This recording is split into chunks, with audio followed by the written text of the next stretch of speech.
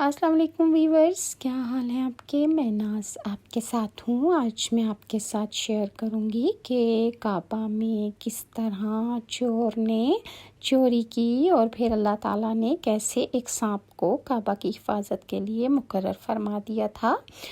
حضور صلی اللہ علیہ وآلہ وسلم کی عمر مبارک جب 35 سال ہوئی تو مکہ میں بہت زیادہ سیلاب آ گیا۔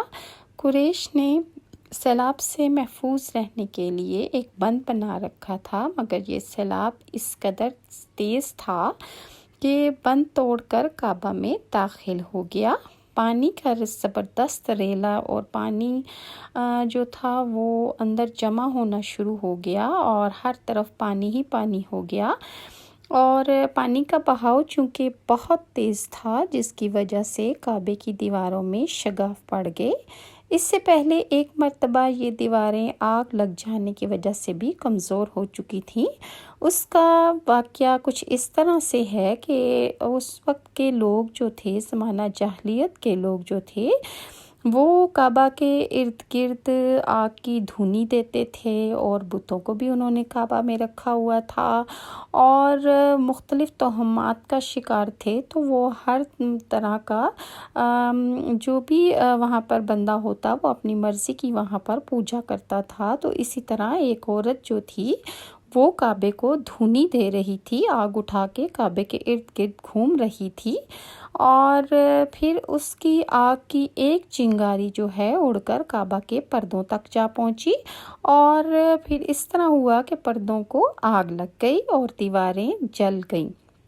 اس طرح دیواریں بہت کمزور ہو چکی تھی اور کعبہ کی تعمیر کو بھی عرصہ دراز گزر چکا تھا۔ یہی وجہ تھی کہ سیلاب نے ان کو کمزور دیواروں میں شگاف کر دیے۔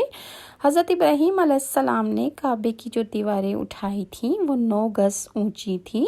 ان پر چھت نہیں تھی۔ لوگ کعبے کے لیے نذرانے وغیرہ لایا کرتے تھے۔ یہ نذرانے اور تحفے جو ہوتے تھے ان میں کپڑے اور خوشبوئیں وغیرہ شامل ہوا کرتی تھیں۔ کعبے کے اندر جو کنواں تھا، یہ سب نذرانے اس کنویں میں ڈال دیے جاتے تھے اور وہاں سے کوئی باہر نہیں نکالتا تھا، اور اس طرح سارے اپنی اپنی نظریں جو ہیں اس میں جمع کر دیا کرتے تھے۔ کنواں اندرونی حصے میں دائیں طرف تھا۔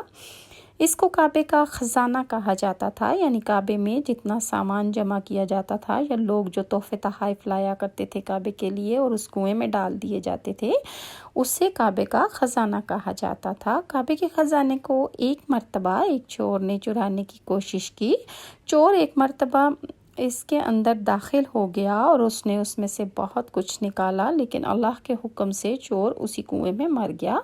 اس کے بعد اللہ تعالیٰ نے اس کی حفاظت کے لیے ایک سانپ کو مقرر کر دیا۔ یہ سانپ کنویں کی منڈیر پر ہر وقت بیٹھا رہتا اور چوکیداری کرتا اور پہرا دیتا رہتا تھا۔ اس طرح کسی کو ہمت نہ ہوتی تھی کہ وہ کنویں کے پاس جائے یا کسی کنویں کے خزانے کو نکالنے کی کوشش کرے، اور وہ سانپ جو تھا وہ کسی کو بھی خزانے کے نزدیک بھی نہیں آنے دیتا تھا۔ قریش بھی اس سے خوفزدہ رہتے تھے اور اس کے قریب نہیں جاتے تھے۔ اب جب کہ کعبہ کی دیواروں میں شگاف پڑ گئے اور نئے سرے کی تعمیر کا مسئلہ پیش آ گیا تو اللہ تعالیٰ نے ایک پرندہ بھیجا، اور اللہ تعالیٰ نے اپنے حکم سے وہ پرندہ جو آیا اس نے اس سانپ کو اٹھا لیا اور وہ لے کر اس کو غائب ہو گیا۔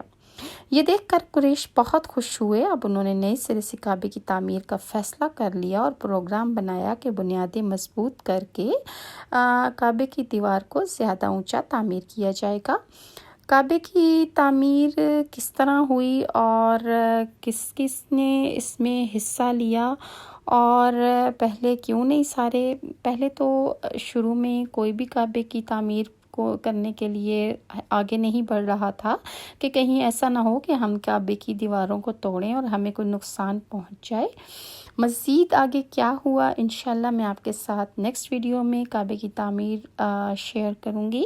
اگر ویورز آپ کو میری یہ ویڈیوز اچھی لگتی ہیں تو کائنڈلی لائک اور سبسکرائب ضرور کیا کریں، اور نیکسٹ ویڈیو تک کے لیے ناز کو اجازت دیں۔ اللہ حافظ۔